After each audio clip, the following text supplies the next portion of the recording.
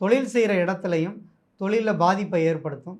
தொழிலில் நெருக்கடிகள் சந்திக்கிறது, அல்லது அந்த தொழில் அமையாமல் கஷ்டப்படக்கூடிய சூழ்நிலைகள் இருந்திருக்கும். இப்போ தொழில் இல்லாதவங்களுக்கு தொழில் கிடைக்கும், வேலை கிடைக்கும், அல்லது தொழிலில் ஒரு லாபங்கள் கிடைக்க ஆரம்பிக்கும். குடும்பத்துலேயும் கொஞ்சம் சண்டை சச்சரவாக இருந்த விஷயங்கள் எல்லாம் அப்படியே மாறி நல்ல ஒரு பலன்கள்ங்கிறது கொடுக்க ஆரம்பிச்சிடும். அதனால் இந்த நவம்பர் 29 வரைக்கும் ரெக்கவர் பண்ணிக்கலாம். ஒரு 90 நாள் நடந்த கெடு பலன்களுக்கு ஒரு பாசிட்டிவான பலன்களை இப்போ மேசராசிக்காரங்க பெறலாம். ஆனால் இனி வரக்கூடிய அந்த 7.5 வருஷத்துக்கு ரொம்ப கவனமாக இருக்கணும்.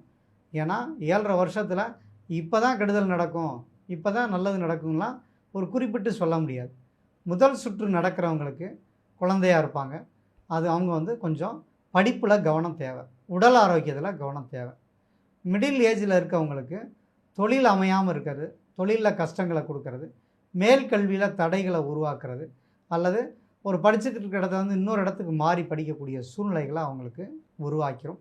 அவங்களும் ஹெல்த் வைஸாக கவனமாக இருந்துக்கணும். அப்பா அம்மாவை பிரிஞ்சு ஹாஸ்டலில் போய் தங்குறது, அப்போ அங்கே கவனம் எடுத்து படிப்பில் கவனத்தோடு இருந்தாங்கன்னா அவங்க